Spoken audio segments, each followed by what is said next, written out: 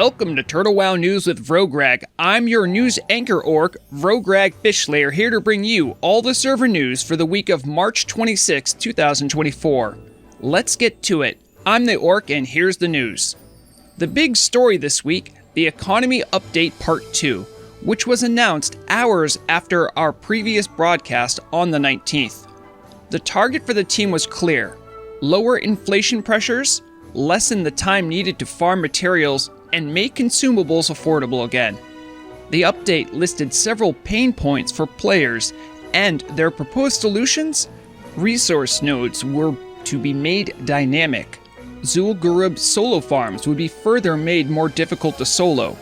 Dire Maul East Lashers would have the herbs they dropped broadened, but gray value items reduced, and Blasted Land buff mobs would drop their reagents more readily. This four-pronged attack had a lot of big ideas, and in the weeks since the announcement, we've been following the story close, asking the big questions to help keep you better informed on the update's rollout and effect on the economy. So let's break down each part of the plan and explain what it means for you, the average citizen of Azeroth. Part 1 is a push to make resource nodes from herbalism, mining, and fishing dynamic. The aim of the dynamic spawning for these nodes is that the more people in a given area, the shorter the respawn timer for the nodes. This change, however, from all reports I'm getting so far, has had little impact, and according to Acalix, the team is looking at tweaking it a bit more to make it more impactful. The second change is the team's efforts to combat what they see as an overpowered gold farm from solo mages and paladins farming up ZG coins and bijous to sell on the aftermarket for those seeking Zanzas. A while back, they made the now famous Zulian Crocolix have a new charge ability, which literally and figuratively hamstrung mages from farming mobs in ZG. This left the heavily armored paladins room to move in and take over a majority of the farming, since they could handle the hard hits from the Crocs. So now, the Crocs have an armor-piercing ability, which should make the Crocs out of reach for paladins as well. The change also added immunity to slowing effects to more mobs in ZG in case mages get any creative ideas. The team warned that this might make coins and bijous from ZG more expensive, but the reality of the situation was that the bijou index still lowered in value despite the apparent buffs given to farmed mobs in ZG.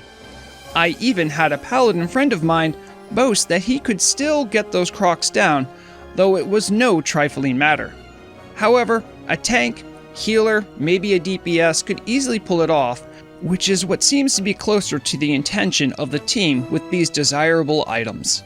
Next up was a change to the various mobs needed in the Blasted Lands to get very strong repeatable buff items like Roids and Cerebral Cortex Solution. Now these mobs have already been altered in the past, boasting a very quick respawn time, initially to combat the fierce competition for the reagents needed for these consumables. However, the team took it a step further, noting the continued competition for leveling players and raiders alike, due to the mobs still only having so many spawns and only dropping their reagent 40% of the time. Now the drop chance has been buffed to 80%, a matter I was able to confirm for myself, and if the Blasted Lands index is any indication, their scarcity is getting better too. The final and most notable economic change was the new and improved Lashers out of Dire Maul East. In the update, Acalix claimed that a shocking 17% of all raw gold was generated from Lasher farmers alone across their network. This was reason enough for the team to drastically reduce the value of the gray trash items from the Lashers. Lasher Root dropped from 17 silver to 8, Thorny Vine from 30 to 10 silver, and Serrated Petals dropped from 61 silver to 12. Of course, Lasher farmers are not simply in it for the gold from gray drops. Many seek them out for the valuable herbs they drop. Any longtime viewer of this program is well aware of the steadily growing price of herbs, which are often needed for consumables used by raiders and PvPers alike. However, the herbs that dropped from Lashers most in the past, Dreamfoil, has maintained a steady, low price due in part to the easy access from lasher farmings, despite its use in flask and many other elixirs and potions. So many rejoice to see desirable herbs like Dreamfoil, Firebloom, and Grom's Blood have their drop rate increased from 1.7% to 4%. But also, the team took the aggressive step to combat the limited supply of Plague Bloom, Ice Cap, and Mountain Silver Sage by adding them as well to the Lasher drop table, also at 4%. The market effect was immediate and drastic. Those previous big three listed, whose scarcity was driving up cost, all lost more than a gold of value since the change, and stand to lose more as word spreads and farmers have time to adjust. Of course, economies are fickle things, and some of these initiatives have yet to take off. I've heard on multiple occasions from team members that they are monitoring the situation and may still tweak values in the future. It is nice to see that after nearly a year of reporting on market issues, that the team is willing to take more aggressive actions to lessen the drudgery of players who can't afford consumables and make such hotly demanded items more attainable. We'll continue to follow this story as it develops. While we certainly covered a lot of market news, consumables aren't the only thing that makes the market tick. So, let's shoot over to Market Watch to check how the rest of the auction house fared this week. Welcome to Market Watch, where an orc claims the color of money is green even though we're on the gold standard. All our market data is gathered from numbers provided by wowauctions.net.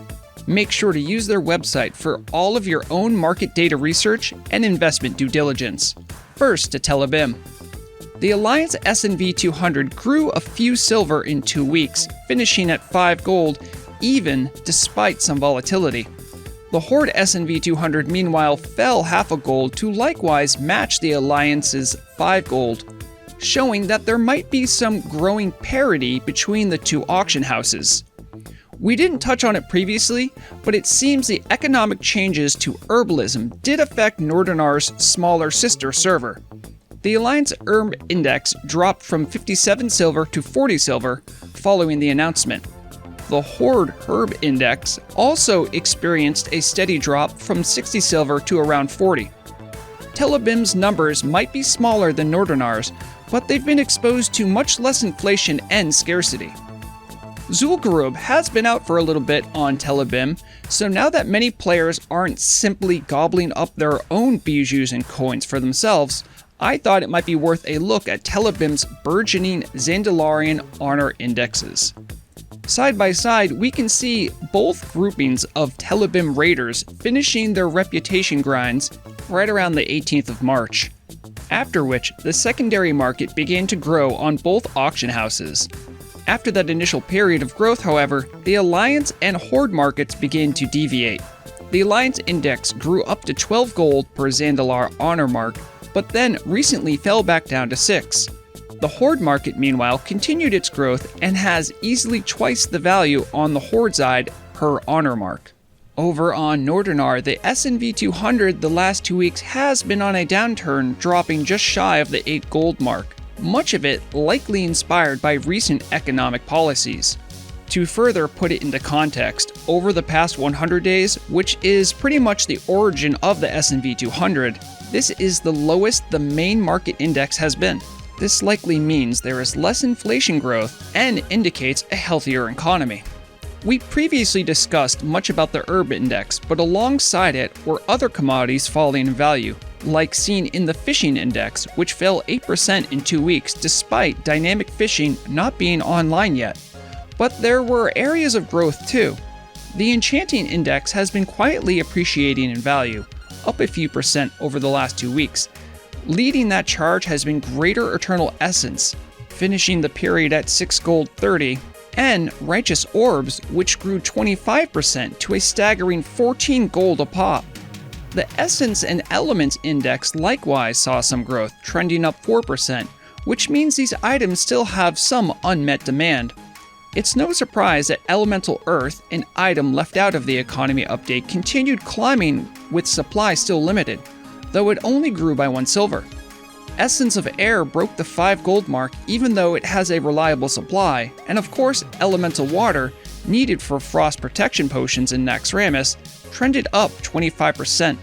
This means there will remain plenty of value in regular old mob farming of elementals out there, just in case you're an herbalist and are looking for a new job. That's all the time we have for Market Watch today. I hope you found some of the information here useful. Make sure to use wowauctions.net for all of your own market research. Remember to keep an eye on your coin, otherwise someone else will for you. Let's get back to wrap up the news. Just a quick news bulletin before the changelog. I received word from Risk, the raid leader from the Moments Guild, that their raid team celebrated their first downing of Cthulhu this last week. They were helped by allied members of Turtle Club and Kulovi Blesk.